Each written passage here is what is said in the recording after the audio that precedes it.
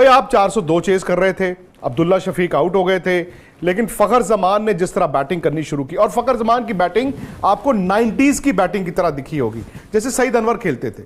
मुझे तो फखर जमान को खेलते देख ऐसा लग रहा था कि सईद अनवर ही बैटिंग कर रहे हैं, सईद अनवर ही बैटिंग कर रहे हैं। बाबर थोड़ा स्लो थे टू बिगिन विद, लेकिन एक इंटेलिजेंट नॉक थी वो, कप्तान की जिम्मेदारी वाली पारी थी। वो जानते थे कि अगर फखर जमान छक्के मार रहा है तो मुझे छक्के मार के कुछ नहीं मिलना है, मुझे सिर्फ स्ट्राइक रोटेट करनी है, भले ही मैं 4 गेंदे एक्स्ट्रा खेल लूं, क्योंकि शायद वो कॉन्फिडेंस उनको था कि फखर खेलते जाएंगे।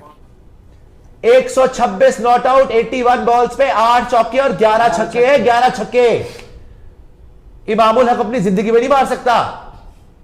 इमामुल हक ने अपनी पूरी जिंदगी में 30 छक्के मारे वनडे में, इसने 2 मैच में 18 छक्के मार दिए हैं, 2 मैच में 18 छक्के। वो पर्ची ने पूरी जिंदगी में 30 छक्के मारे हुए हैं। Playing according to the situation, that is what is Fakhar Zaman. Domination, that is what is Fakhar Zaman. Explosiveness, that is what is Fakhar Zaman. Taking over the game. आपने न्यूजीलैंड को इस टूर्नामेंट में इतना हेल्पलेस कब देखा था, ये बताओ। केन विलियमसन को समझ नहीं आ रही थी मैं बॉल किसको दूं, जिसको बॉल दे रहा है ये मार रहा है। और अस्सलाम वालेकुम व्यूअर्स, जैसा कि आपने हाईलाइट में देख लिया होगा, चंद सेकंड्स के बाद चलते हैं मजीद वीडियो की तरफ भी। तो दुनियाई क्रिकेट में फखर जमान ने आज कहर मचा दिया है। फखर जमान ने अपनी शानदार बैटिंग से पाकिस्तान को एक नाकाबिल यकीन मैच में फतह दिलवा दी है। यूँ लग रहा था कि पाकिस्तान के लिए मैच जीतना बहुत मुश्किल हो जाएगा, लेकिन फखर जमान की शानदार बैटिंग की बदौलत पाकिस्तान ने यह मैच जीत लिया है। विक्रांत गुप्ता और इंडियन मीडिया का इस बारे में क्या कहना है, तो आइए चलते हैं वीडियो की तरफ। भाई पिछले साल ही हमने सुना था कुदरत का निज़ाम। अब कुदरत का निज़ाम जो है किसी डिक्शनरी में डालना पड़ेगा, जैसे बेसबॉल डाला है, क्योंकि कुदरत का निज़ाम ना पाकिस्तान के लिए ऐसा लग रहा है कि चल रहा है।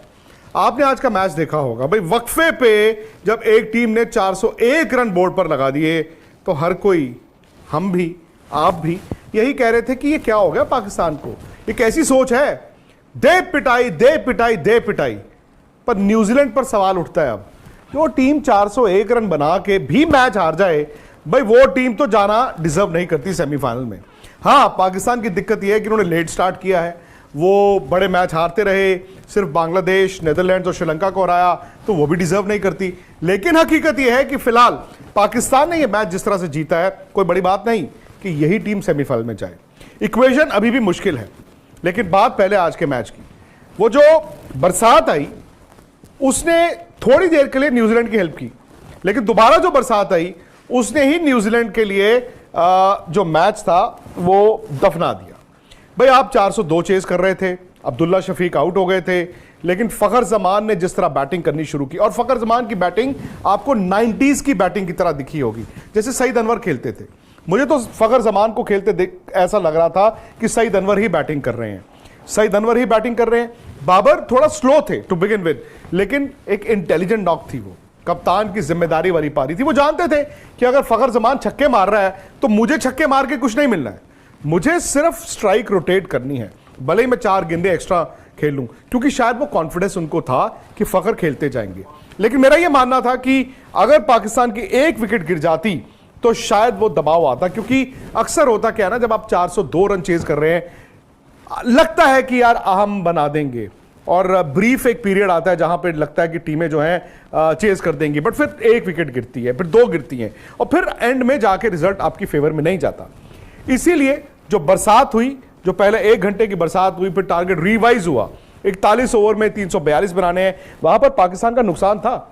ओवर 9 निकल गए, लेकिन एक हाई स्कोरिंग गेम में रन सिर्फ 60 कम हुए, लेकिन उनको फायदा हुआ वो जो 1 घंटे का ब्रेक हुआ, क्योंकि न्यूजीलैंड को उससे कोई फायदा नहीं हुआ, और फखर जमान और बाबर को सिर्फ आके दोबारा से 8-10 गेंदों में अपने आप को अप्लाई करना था। बट वो एक बात समझ गए थे कि ये मैच 41 ओवर नहीं जाएगा। यहीं पर न्यूजीलैंड ने चूक की, क्योंकि पाकिस्तान जानता था कि भी बरसात दोबारा आएगी, हमें सिर्फ डकवर्थ लुइस में आगे रहना है और इतना मार्जिन लेके चलना है कि हम 41 ओवर नहीं सोच रहे, हम 41 ओवर में 342 नहीं सोच रहे, हमें सिर्फ डकवर्थ लुइस में 10, 15, 20 रन का जो इजाफा है वो करते रहना है।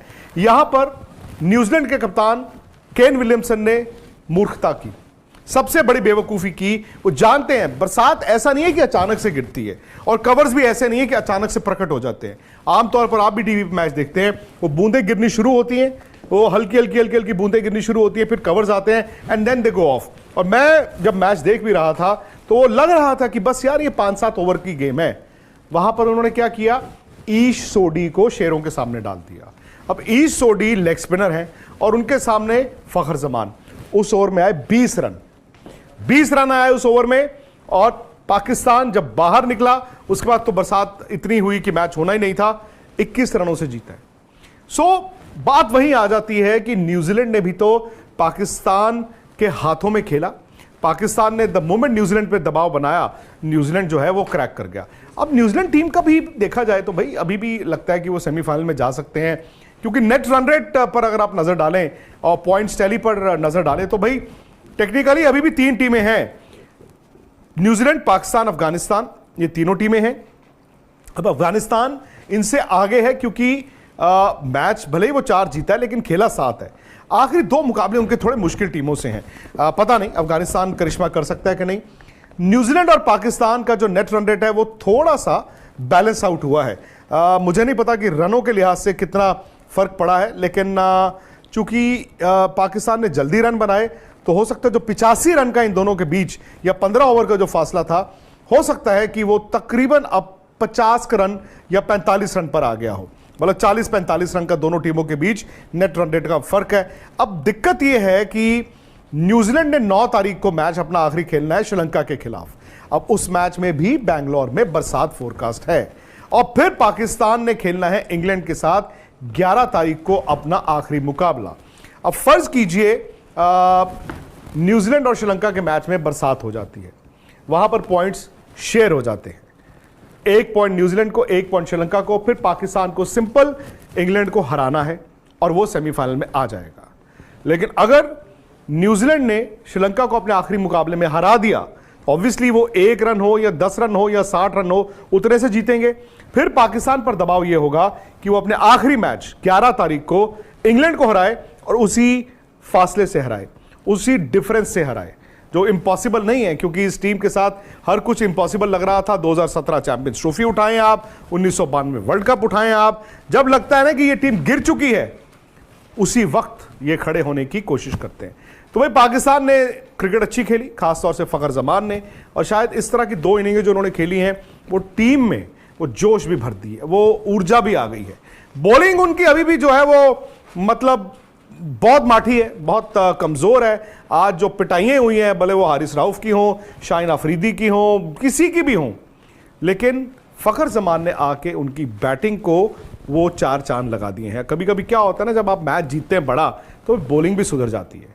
तो ये एक तरह से अभी भी मुझे लगता है कि वो कुदरत का निजाम की जो बात कर रहे थे, इंडिया वर्सेस पाकिस्तान सेमीफाइनल हो सकता है।